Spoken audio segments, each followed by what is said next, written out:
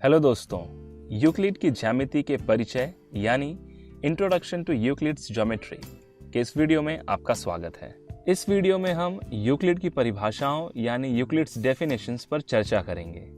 चलिए शुरुआत हम ज्यामिति की उत्पत्ति से संबंधित कुछ ऐतिहासिक पृष्ठभूमि से करते हैं। ज्यामिति यानी ज्योमेट्री इस शब्द की उत्पत्ति यूनानी भाषा के दो शब्दों जियो और मेट्रिन को मिलाने से हुई है। जियो का अर्थ होता है पृथ्वी या भूमि और मिट्रिन का अर्थ होता है मापना। इससे तो यही लगता है कि ज्यामिति शब्द का उद्गम ही भूमि को मापने की आवश्यकता के कारण हुआ है। दोस्तों, क्या आपको ऐसा लगता है कि गणित की इस शाखा यानी ज्यामिति का उद्गम हाल ही में हुआ है? जी नहीं। प्राचीन काल से ही प्रत्येक सभ्यताओं द्वारा विभिन्न रूपों में इसका अध्ययन किया गया है।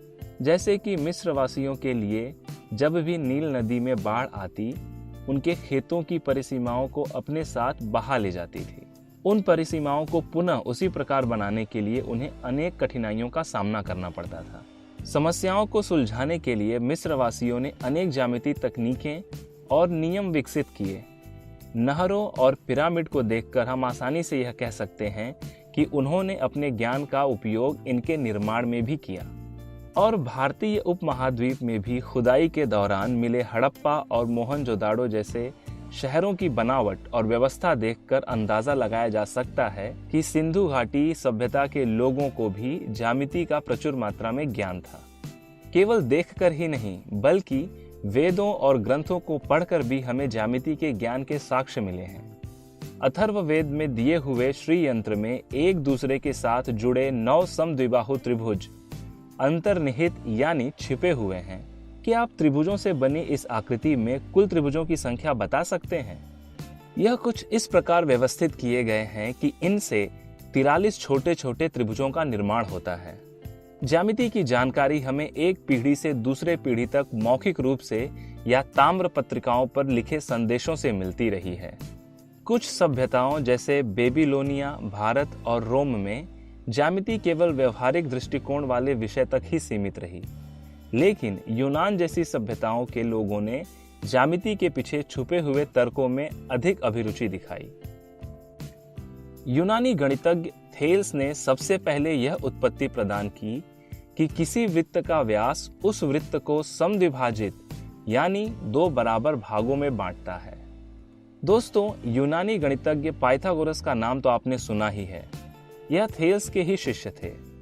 पाइथागोरस और उनके साथियों ने मिलकर अनेक ज्यामितीय गुणों की खोज की और ज्यामिति के सिद्धांतों का विकास किया। उस समय के सभी यूनानी गणितज्ञों ने ज्यामिति को उस विश्व का सिद्धांतीय प्रतिमान यानी एब्स्ट्रैक्ट मॉडल माना जिसमें वे रहते थे, और उन्होंने अपने आसपास की वस्तुओं को देखकर बिंदु यानी पॉइंट, रेखा यानी लाइन और तल यानी पृष्ठ या सरफेस आदि की अवधारणाएं विकसित की।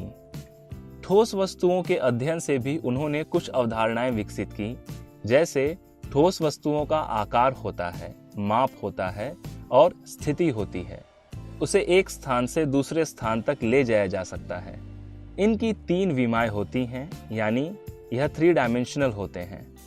दोस्तों, इसकी परिसीमाएं यानी बाउंड्रीज को तल या पृष्ठ कहते हैं, और पृष्ठ की 2 विमाएं यानी 2 डायमेंशंस होते हैं और इनकी कोई मोटाई नहीं होती। और पृष्ठ की परिसीमाओं को वक्र यानी कर्व्स या सीधी रेखा कहते हैं, और इसकी 1 विमा होती है, यानी यह 1 डायमेंशनल है। इन रेखाओं के सिरे बिंदु होते हैं और इनकी कोई विमा या डायमेंशन नहीं होता। मिस्र में अलेक्जेंड्रिया के गणित के एक शिक्षक यूक्लिड ने इन सभी कथनों को संक्षिप्त रूप से परिभाषाओं के रूप में अपनी पुस्तक एलिमेंट्स में व्यवस्थित किया, जिसमें उन्होंने उस समय तक के ज्ञात गणित के सभी ज्ञान को एकत्रित किया। उस पुस्तक को 13 अध्यायों में विभाजित किया और प्रत्येक को पुस्तिका नाम दिया। दोस्तों, चलिए उन परिभाषाओं को देखते हैं। पहली परिभाषा, एक बिंदु वह है जिसका कोई भाग नहीं होता। यहां उन्होंने भाग को परिभाषित नहीं किया है। दूसरी परिभाषा है, एक रेखा चौड़ाई रहित लंबाई होती है, यानी रेखा की कोई चौड़ाई नहीं होती, पर यहाँ लंबाई और चौड़ाई को भी परिभाषित नहीं किया गया है। तीसरी परिभाषा है एक रेखा के दोनों सिरे बिंदु होते हैं, यानी जहां रेखा खत्म होती है उसे बिंदु कहते हैं। चौथी परिभाषा कुछ इस तरह से है, एक सीधी रेखा ऐसी रेखा है जो स्वयं पर बिंदुओं के साथ सपाट रूप से स्थित होती है, यानी हम ऐसा कह सकते हैं कि अनेक बिंदुओं को मिलाने पर एक रेखा बनती है। पांचवी परिभाषा यह है कि एक पृष्ठ वह है जिसकी केवल लंबाई और चौड़ाई होती है, यानी हम कह सकते हैं कि पृष्ठ की कोई मोटाई नहीं होती। छठवीं परिभाषा कहती है कि पृष्ठ के किनारे रेखाएं होती हैं, किनारे यानी परिसीमाएं। और सातवीं परिभाषा कहती है एक समतल पृष्ठ ऐसा पृष्ठ है जो स्वयं पर सीधी रेखाओं के साथ सपाट रूप से स्थित होता है, यानी हम कह सकते हैं कि पृष्ठ पर अनेक रेखाएं स्थित होती हैं।